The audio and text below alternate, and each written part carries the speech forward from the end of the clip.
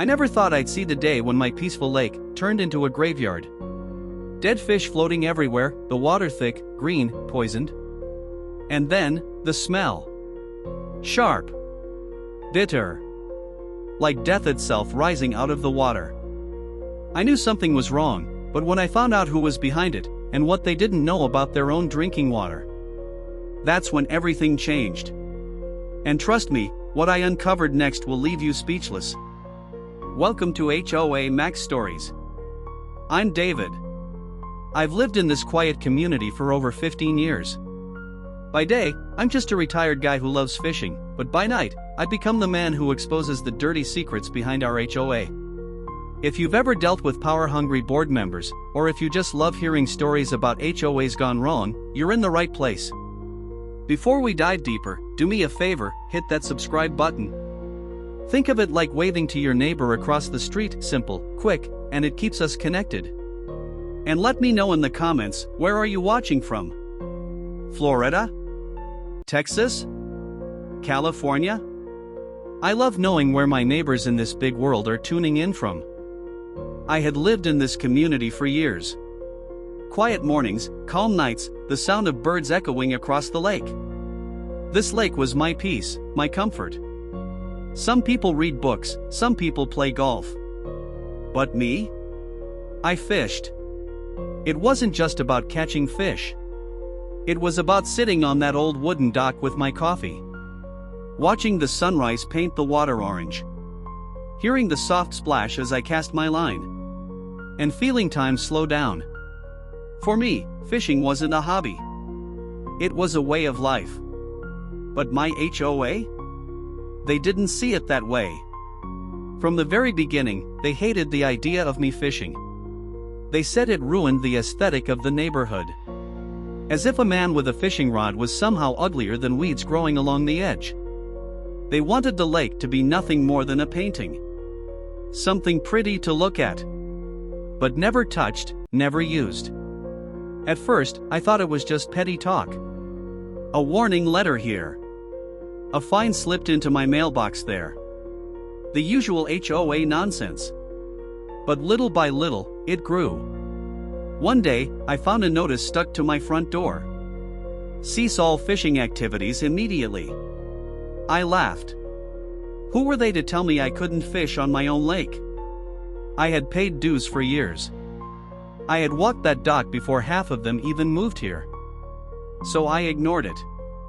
I kept fishing. And I thought that was the end of it. But I was wrong. The first sign came quietly. A faint smell rising from the water. At first, I thought maybe an animal had died nearby. But then, I saw it. Fish. Floating. Dozens of them. The water wasn't blue anymore. It had turned this thick, green color. Like a soup no one would dare drink. I remember staring down at the dock that morning. My fishing line in my hands. And realizing the lake I loved was dying right in front of me. My heart sank. Not just because of the fish. But because I knew this wasn't natural. And I was right. Over the next week, it got worse. The smell was unbearable. Neighbors started keeping their windows closed. People walking their dogs covered their noses with shirts. Kids who used to play near the water stayed inside. This wasn't an accident. This was something darker. And then, one evening, as I sat watching the lake from my porch, I saw it. A truck. With the HOA logo on the side. Two men in safety vests carrying sprayers. Walking along the edge of the lake. They weren't cleaning. They weren't planting. They were spraying. Some kind of chemical right into the water. My blood boiled. They had finally shown their hand. They weren't going to stop me with fines or letters. So they poisoned the lake itself. The place I loved. The place where I found peace. They turned it into a graveyard, just to stop me from fishing. But here's the thing about people who think they're smart. They usually forget the simplest details. And this HOA? they forgot one very, very big detail.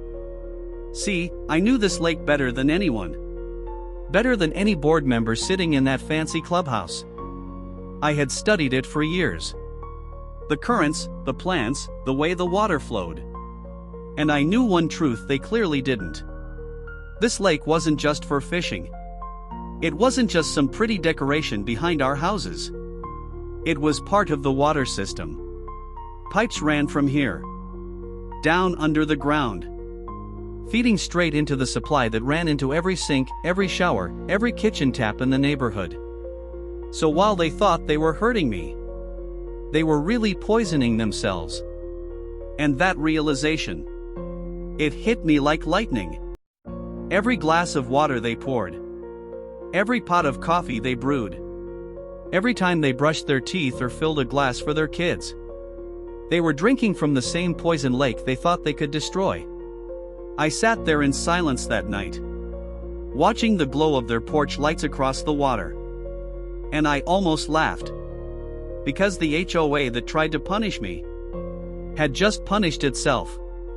But I wasn't going to sit back. I wasn't going to let this slide. If they wanted war, then war is what they were going to get. And that's when I started my plan. I began collecting evidence. Photos of the dead fish. Videos of the men spraying chemicals. Samples of the water itself. The more I gathered, the angrier I got. This wasn't just about me anymore.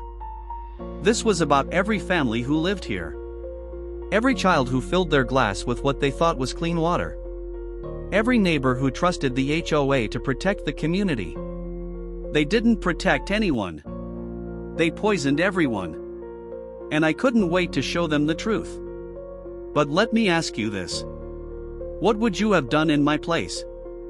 Would you have confronted them right away? Or would you have waited, gathered proof, and then dropped it like a bomb in the next HOA meeting? Tell me in the comments, because I really want to know how you would have handled it. That night, I barely slept.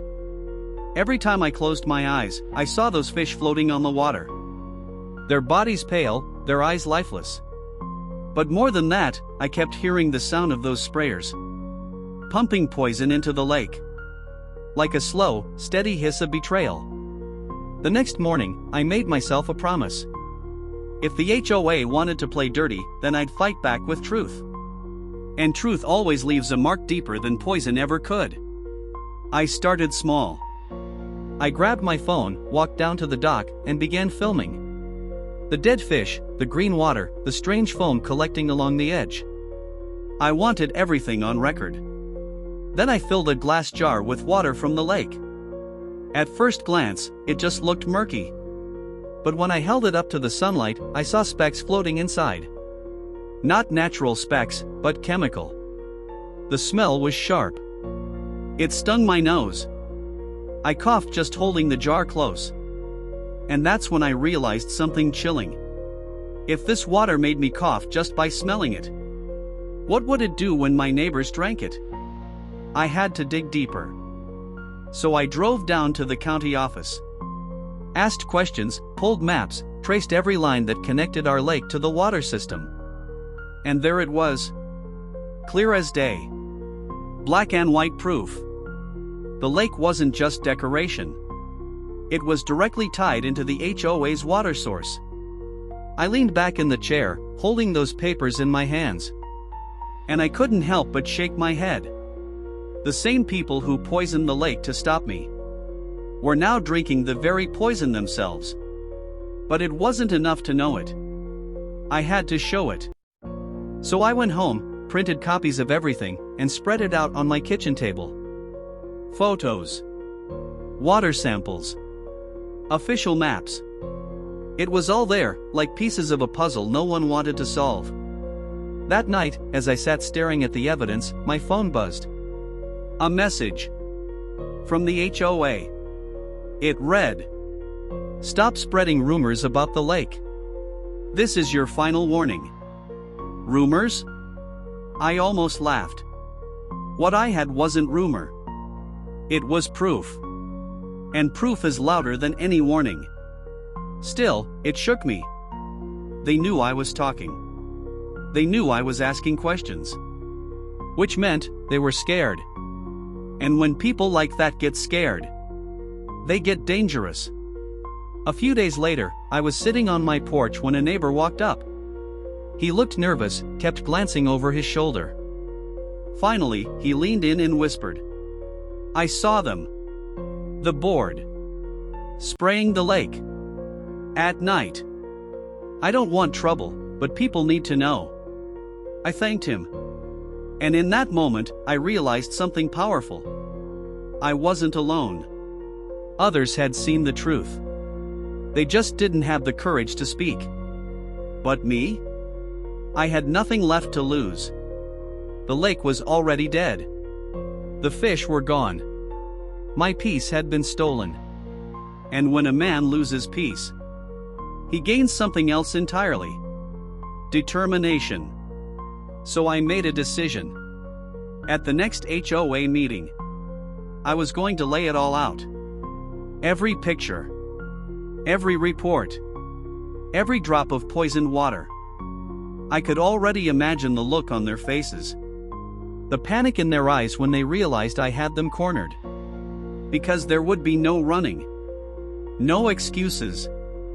No hiding from the truth. But I'll admit, a part of me was scared too. What if they tried to silence me before I could speak? What if they turned the neighborhood against me? What if no one believed me? Doubt creeps in fast when you're standing against people in power.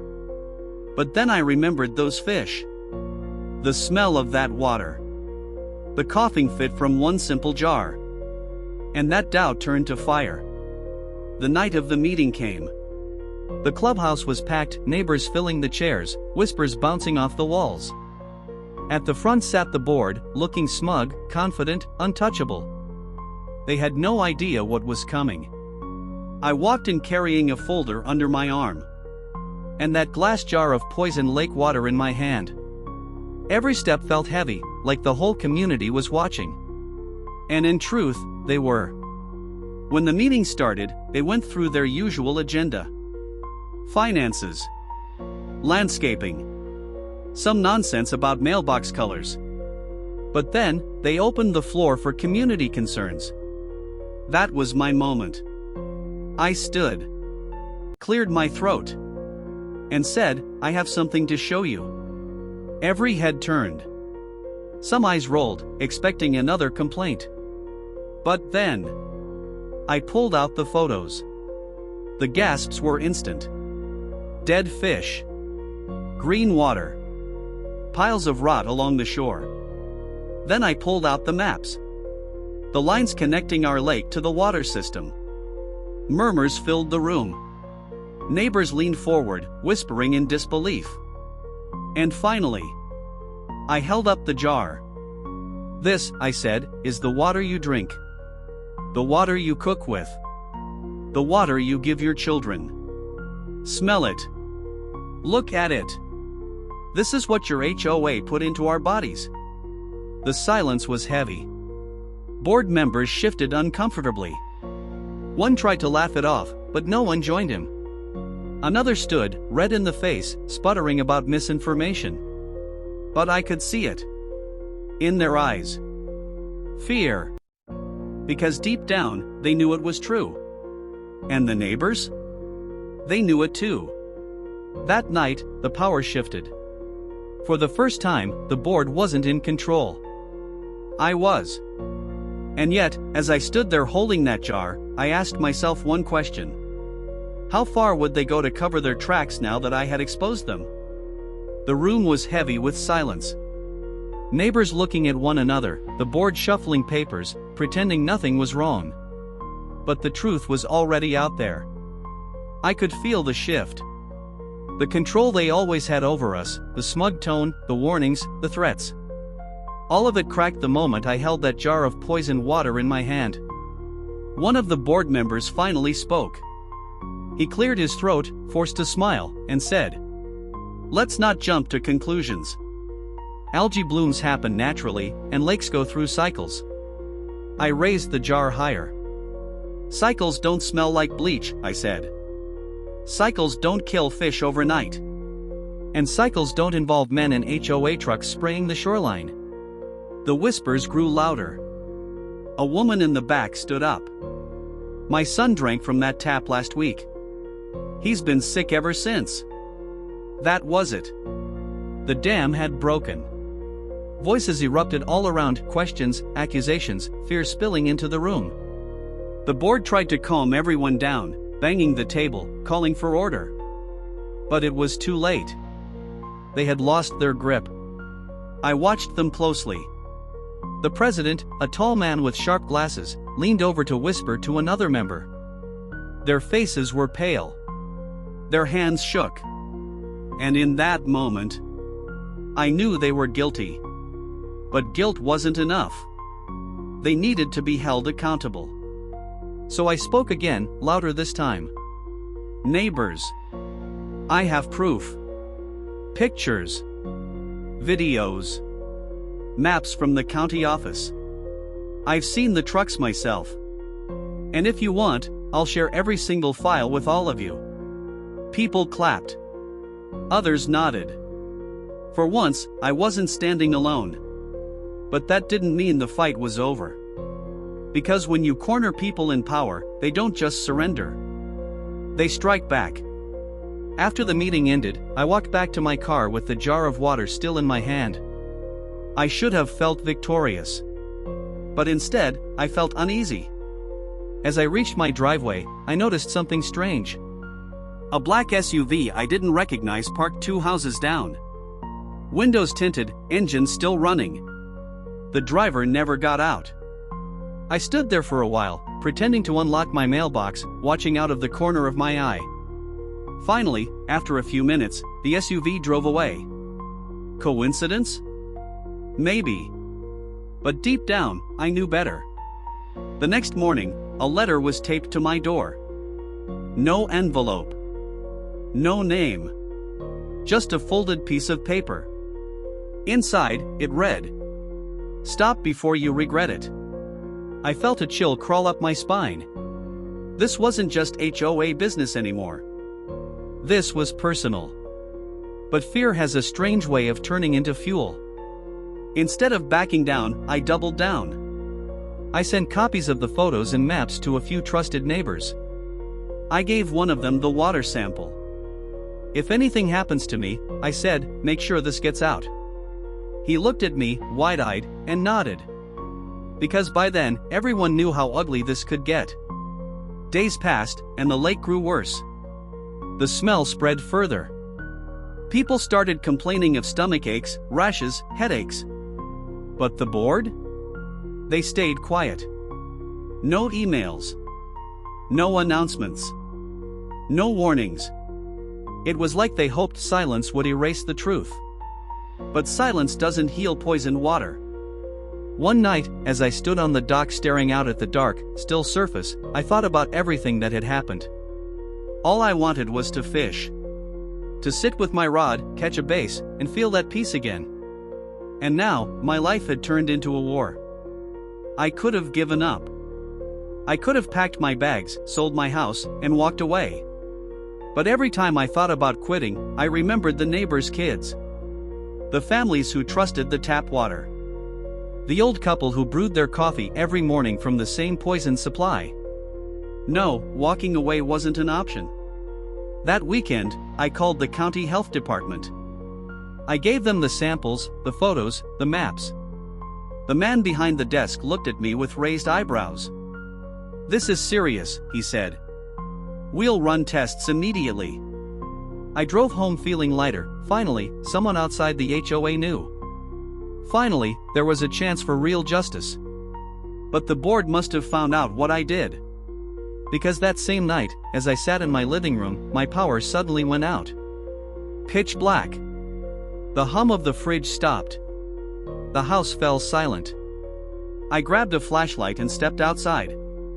But when I looked around, I realized something strange.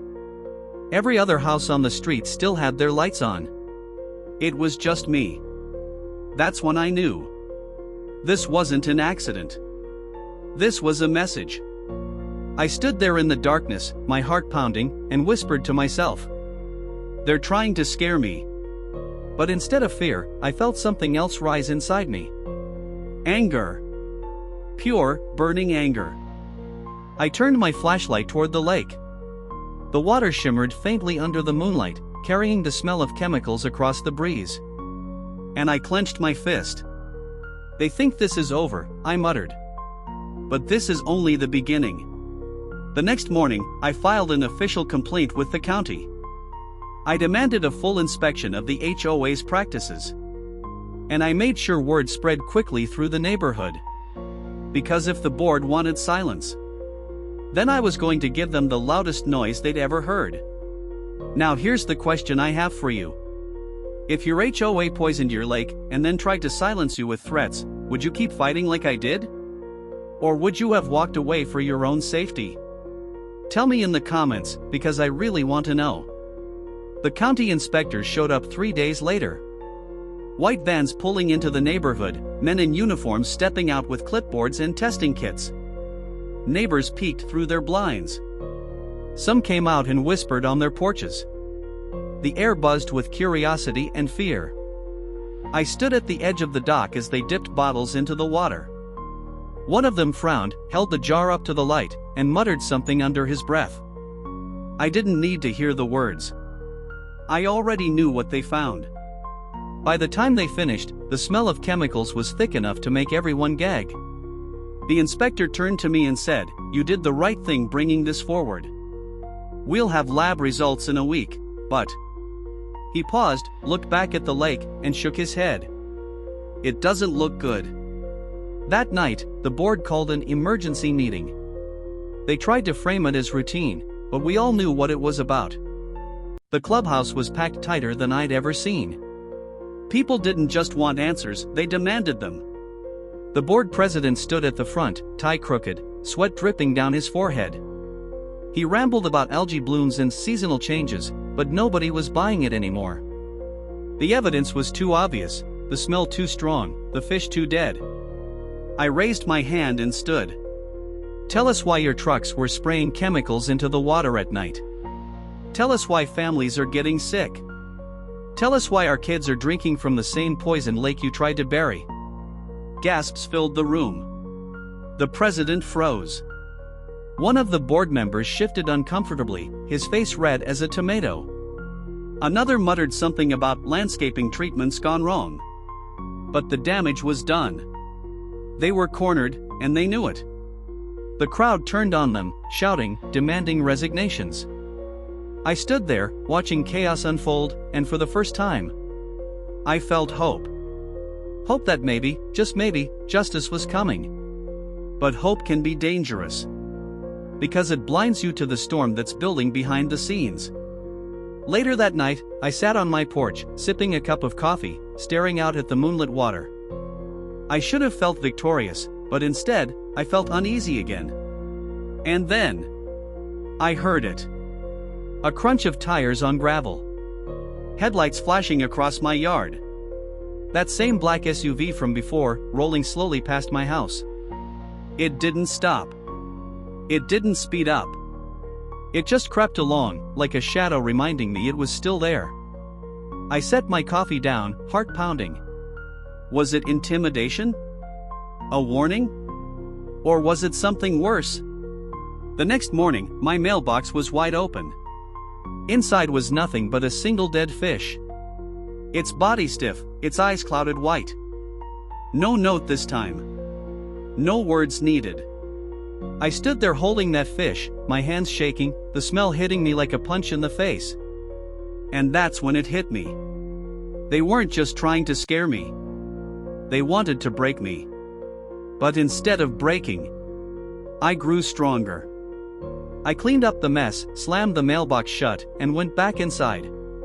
If they wanted to play dirty, then fine. But I wasn't going to stop. Because by now, it wasn't just about fishing anymore. It was about every person in this community who trusted the HOA to do right.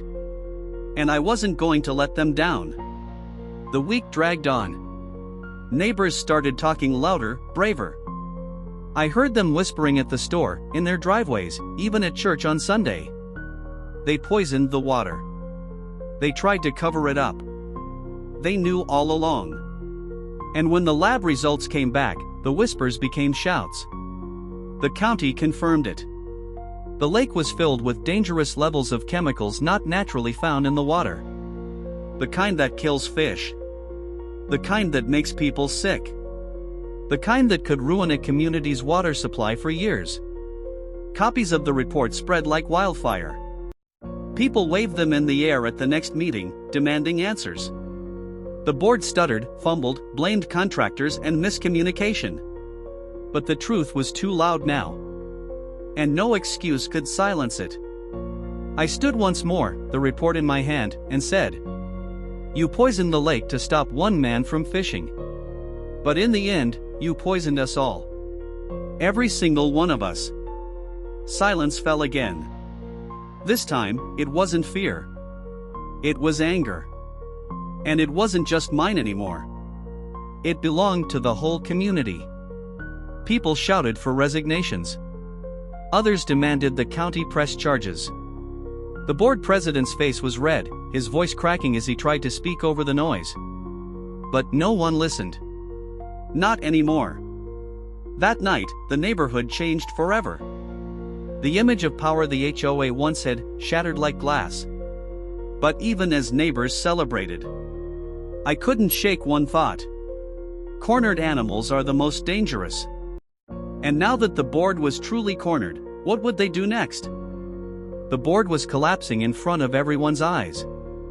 Neighbors shouting, waving reports, demanding answers that no one on that table could give.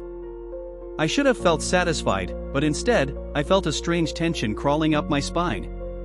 Because power doesn't vanish quietly. It clings, it fights, it strikes back. That night, I barely made it into bed before the phone rang. No caller ID. I hesitated, then answered. A deep voice said only one thing. "You've made a mistake." Then the line went dead. I sat there in the dark, the phone shaking in my hand. For the first time, I wondered if I had pushed too far. Not for myself, but for my family. I pulled the curtains tight and locked every door. The house was silent except for the soft hum of the fridge and the pounding of my heart. The next morning, I walked outside to find my car's windshield smashed. Shards of glass glittered on the driveway like cruel confetti. No note. No witness. No cameras. But I didn't need proof to know who was behind it. I took a deep breath and told myself, this was exactly what they wanted. Fear. Silence. Surrender. But fear only sharpened me now. If they thought breaking glass would break me, they didn't know me at all. Later that day, I decided to visit a few neighbors. The ones who had whispered support in the past. I knocked on doors, held up the county report, showed them the photos again. And one by one, they nodded. They were ready. Ready to stand together. By evening, a group of us gathered in my living room. Men and women who were tired of being pushed around. Tired of paying dues to people who poisoned their own water. We made a plan. We would demand a vote. Force resignations. And if they refused, we'd take it higher. That night, as I looked around the room, I felt something I hadn't in months. Unity. But unity comes with risk. And soon enough, the board realized what we were doing. The very next day, letters showed up in our mailboxes. Accusations of defamation. Threats of fines. Warnings of legal action.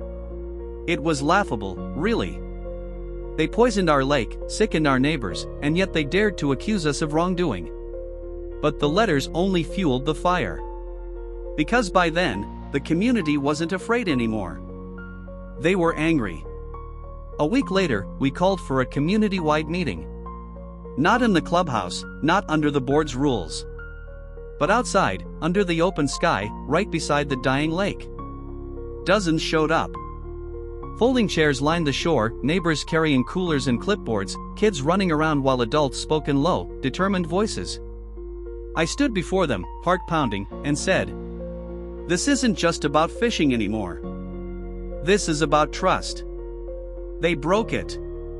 And now we take it back." The cheers that followed shook me. For the first time, it wasn't just me against the HOA. It was all of us, together. But the board wasn't done yet. That night, just as the meeting ended, headlights flashed at the edge of the lake. The same black SUV rolled up, tires crunching against gravel, engine growling low. The doors didn't open. The windows stayed shut. It just sat there, watching. The crowd fell silent. Parents pulled their kids closer. I could feel the fear creeping back into the group. So I stepped forward. I walked straight toward the SUV, every eye on me, every step echoing in my chest. I stopped just a few feet away, staring into the dark tint of the window. For a long moment, nothing happened. Then, finally, the SUV reversed slowly, tires spitting gravel, before it drove off into the night. The crowd erupted in whispers. But I turned back to them and said, "They're watching us because they're scared. And scared people can be beaten." That line stuck. I saw it in their faces. Confidence returning. Determination hardening. The following week, pressure built like a storm. Neighbors sent letters to the county, filed complaints, demanded action. The board's emails went unanswered. Their voices grew smaller. Their power weaker. But deep down, I kept asking myself, how far would they go before this ended? Would they resign?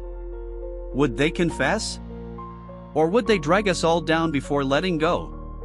Because men with their backs against the wall, they don't always surrender. Sometimes, they strike in the dark. The pressure was reaching its breaking point. Neighbors were no longer whispering in the shadows. They were speaking out loud, at the grocery store, at church, even in front of the board members themselves. The HOA had lost control of the story. But instead of stepping down, they dug their claws in deeper. One morning, I woke to pounding on my door. 3 envelopes lay on the porch, each stamped with the HOA seal. I opened the first. A $500 fine for hosting an unauthorized gathering. The second. A $750 fine for defamation of the HOA. And the third. A notice of legal review for endangering community harmony. I stood in my kitchen, the letters spread across the table, and laughed. Not because it was funny, but because it was pathetic. They weren't protecting the community. They were protecting themselves. But what they didn't realize was that every letter they sent, every threat they made, only tightened the noose around their own necks. By now, the county had finished their full investigation. The report was worse than I imagined. The chemicals they sprayed weren't just killing fish. They were carcinogenic. Long-term exposure could cause serious illness. I read those words over and over. Carcinogenic. Cancer-causing. And my stomach twisted. This wasn't just a fight about fishing anymore. This wasn't even just about trust. This was about health. Life. Family. The next community gathering was bigger than ever. Nearly the entire neighborhood showed up. The county report was passed hand to hand, neighbors gasping, shaking their heads in disbelief. I stood on the dock, the same dock where I once fished in peace, and raised my voice. They didn't just poison a lake. They poisoned our lives. They poisoned our families. And they thought we wouldn't notice. Angry voices roared back. Some neighbors shouted for lawsuits. Others demanded arrests.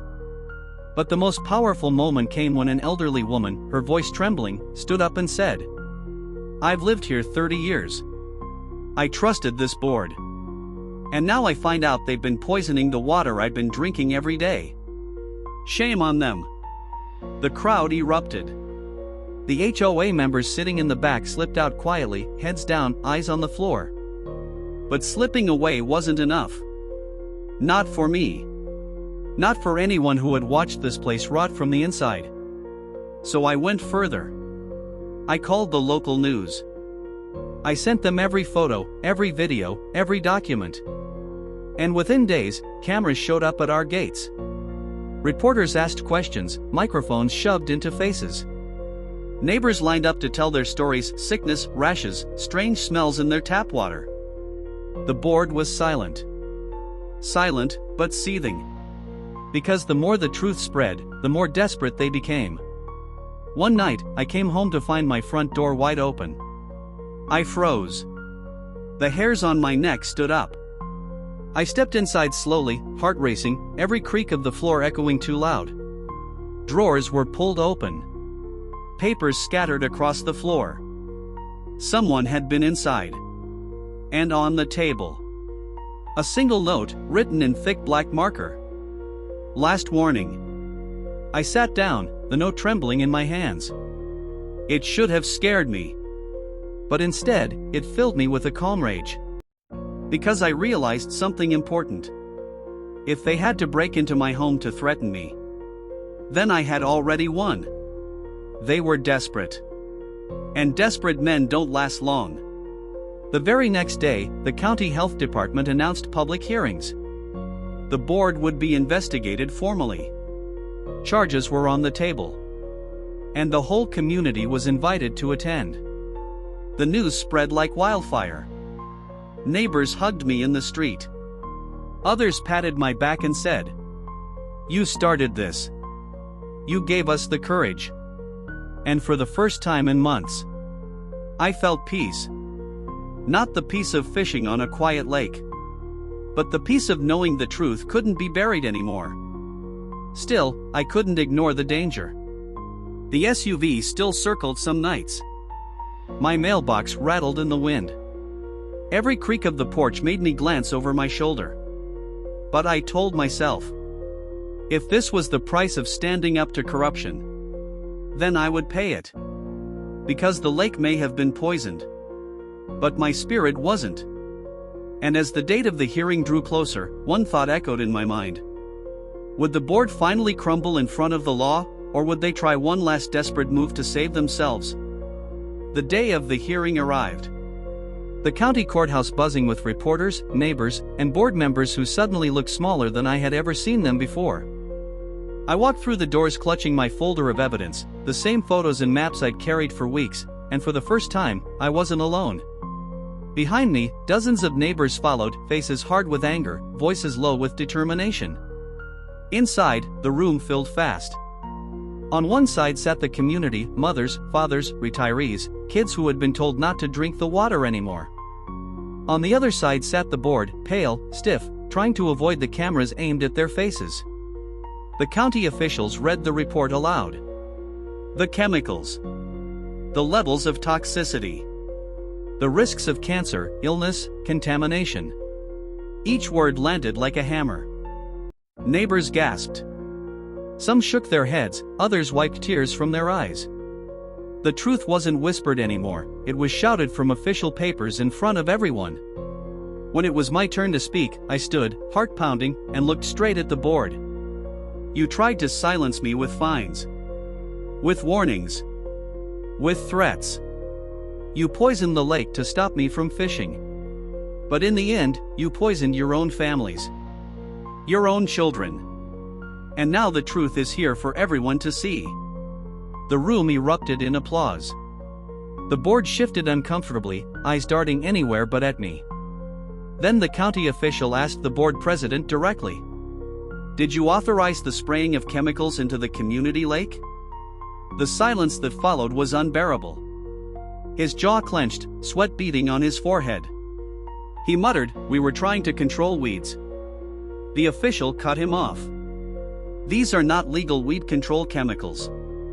They are restricted substances. You violated state law. And you endangered public health." Gasps filled the room again. The board president's face crumbled. The others looked down, defeated. It was over. Neighbors stood, shouting for resignations. Some demanded arrests. And as the cameras flashed, I watched the board shrink into their chairs, powerless at last. When the meeting adjourned, the county announced charges would be filed. An interim committee would be appointed to manage the HOA until new elections were held. The poison lake would be cleaned, restored, and monitored under strict regulation. We had won. But the victory wasn't just in the courtroom. It was in the unity of my neighbors. The same people who once ignored letters, who stayed silent out of fear, now stood together, louder than ever. That night, we gathered at the lake. Not for anger. Not for protest. But for hope. Chairs circled, kids running again, laughter rising into the evening air. The smell of poison was still there, faint but fading. And for the first time in months, the lake didn't feel like a graveyard. It felt alive again. I sat on the dock, looking at the reflection of the moon in the water. It wasn't perfect. It wasn't healed yet. But it would be. One of my neighbors came up and patted my shoulder. "You did it," he said. I shook my head. No, we did it. Because this fight had never really been about me. It was about all of us. Our homes. Our families. Our right to live without fear from the very people meant to protect us. As the night grew quiet, I thought back to that first moment, casting a line into still waters, coffee in hand, heart at peace. Someday soon, I knew I'd feel that again. Someday, I'd fish in this lake not with anger in my chest, but with calm in my soul. And maybe that's what justice really is. Not the punishment of the guilty, but the restoration of what was lost. The HOA tried to take my lake. But in the end, they gave me something bigger. A community that stood together. A voice that couldn't be silenced. And a story no one here would ever forget. But I'll leave you with this thought. If your HOA crossed the line, if they poisoned your peace and endangered your family, would you fight back like I did? Or would you stay silent, hoping someone else would stand up first? Tell me in the comments, because I truly want to know.